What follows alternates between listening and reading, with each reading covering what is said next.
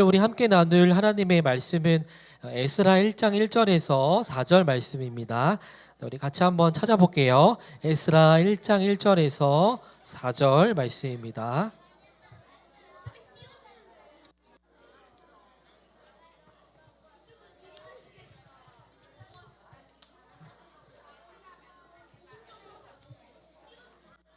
에스라 1장 1절에서 4절 말씀이에요.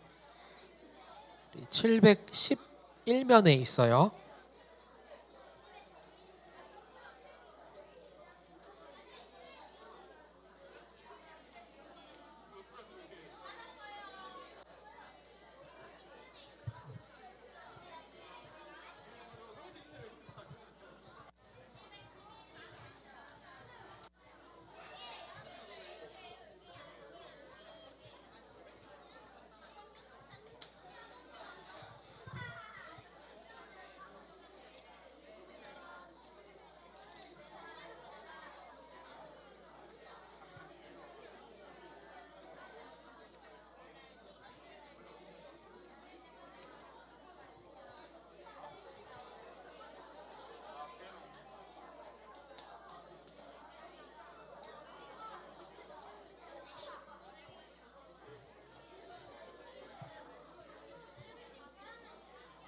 네, 우리 다 찾은 줄 알고 우리 한 절 한 절 읽고 마지막 절은 같이 읽도록 하겠습니다. 네, 목사님 먼저 읽을게요. 바사왕 고레스 원년에 여호와께서 예레미야의 입을 통하여 하신 말씀을 이루게 하시려고 바사왕 고레스의 마음을 감동시키심에 그가 온 나라에 공포도 하고 조소도 내려 이르되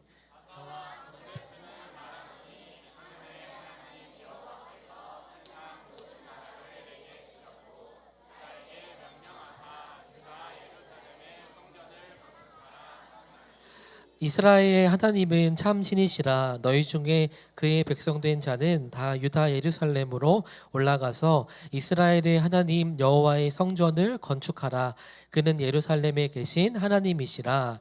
그 남아있는 백성이 어느 곳에 머물러 살든지 그곳 사람들이 마땅히 은과 금과 그 밖의 물건과 짐승으로 도와주고 그 외에도 예루살렘에 세울 하나님의 성전을 위하여 예물을 기쁘게 드릴지니라 하였더라. 아멘. 네, 우리 오늘 말씀 제목을 같이 크게 한번 읽어보도록 하겠습니다. 시작. 약속대로 하나님의 백성을 지키셨어요. 네, 우리 사진 한번 보여주세요. 우리 사랑하는 초등부 친구들, 우리나라에서는 국민의 안전과 생명을 지켜주기 위해서 다양한 이렇게 나라가 제공하는 그런 서비스들이 있어요. 우리가 너무나 위급할 때 우리는 보통 어디에 이렇게 연락을 하나요? 저기 사진에 나와 있는데 우리는 119 또는 112에 이렇게 전화를 해서 우리가 위협을 당했을 때 이렇게 도움을 받게 됩니다. 그리고 때로는 갑자기 막 비가 많이 내리거나 어떤 자연재해가 있을 때 우리에게 최근에는 또 어떤 알림 메시지가 와요. 긴급 재난 문자 메시지가 우리에게 다 전달이 돼서 우리가 이런 자연재해나 많은 비가 내리는 가운데 어떻게 대처해야 하는지도 그렇게 이렇게 다 우리나라가 제공을 해주고 있습니다. 그리고 옆에는 또 어떤 카메라가 있어요? 그렇죠, CCTV인 것 같죠? 우리나라에는 특별히 또 CCTV가 많아서 뭐 도난이나 이런 범죄가 덜 일어날 수 있도록 저렇게 CCTV도 우리에게 제공이 되고 있습니다. 그런데 특별하게 또 요즘에는 홀로 살아가시는 또 할아버지 할머님들도 많이 계시잖아요.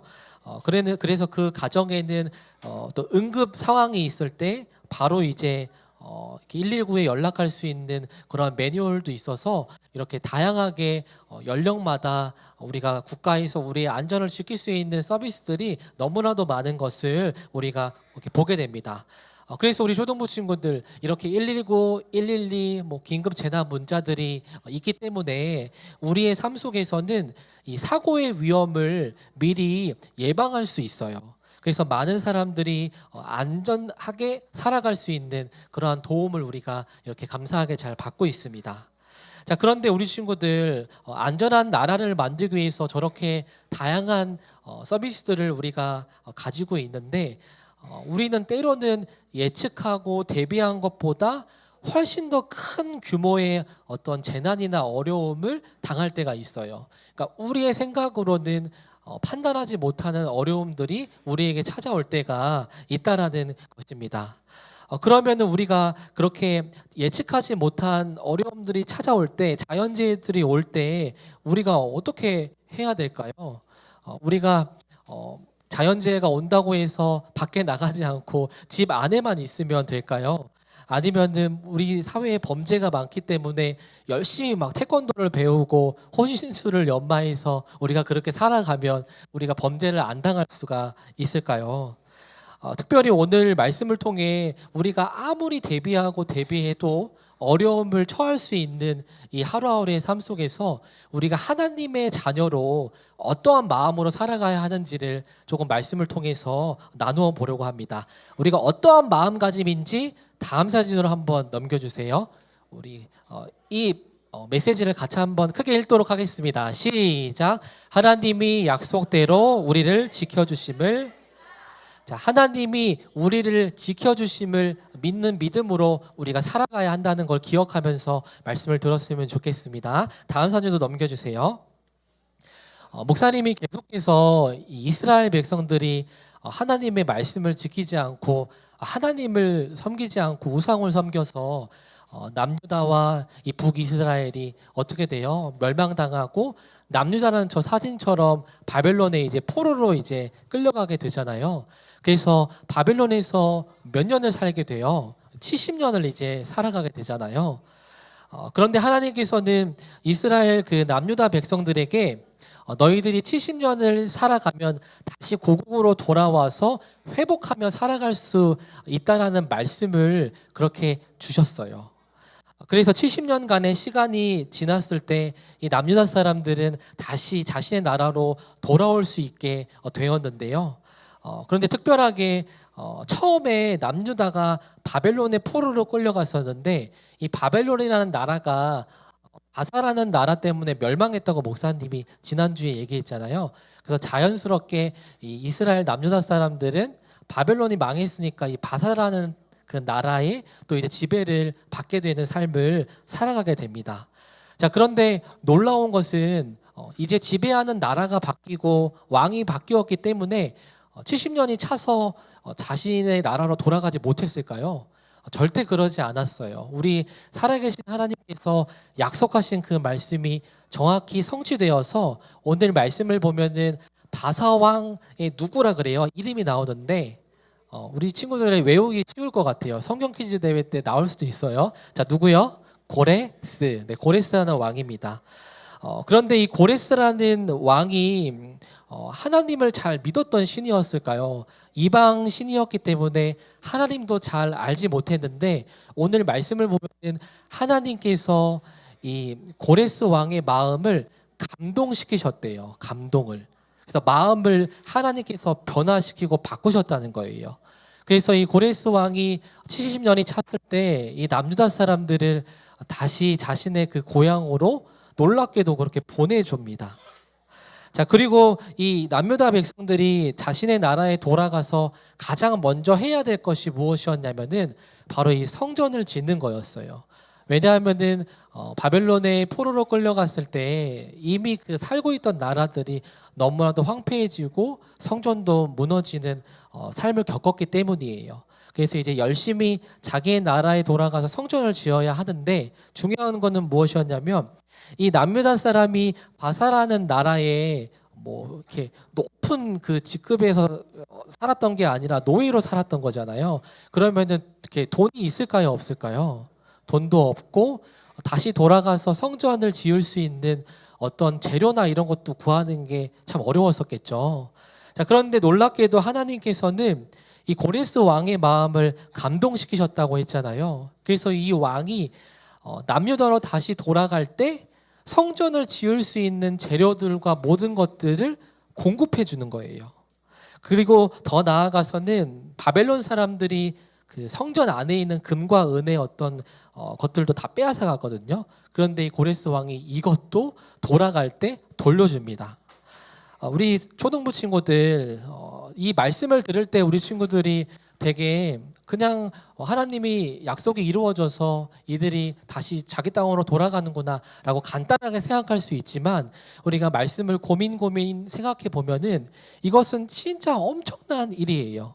왜냐하면은 이 바사라는 나라가 그때 당시 많은 나라를 다스리고 있었는데, 다스리는 나라의 사람들을 평생 노예로 이렇게 삼지 다시 자기 나라로 보내주고 성전을 지을 수 있도록 뭐 이런 모든 것들을 제공해 주는 것은 정말 그때 당시에 일어날 수 없는 일이었습니다. 그런데 이것이 이렇게 일어날 수 있었던 것은 하나님께서 고레스 마음을 감동시키셔서 그 하나님이 주신 말씀이 성취되었기 때문에 이렇게 남유다 사람들이 다시 자신의 나라로 돌아갈 수 있었던 거예요. 자, 그래서 우리 친구들, 이 남유다 사람들이 자신의 나라로 다시 돌아갔을 때 어떠한 마음을 먹게 되었을까요?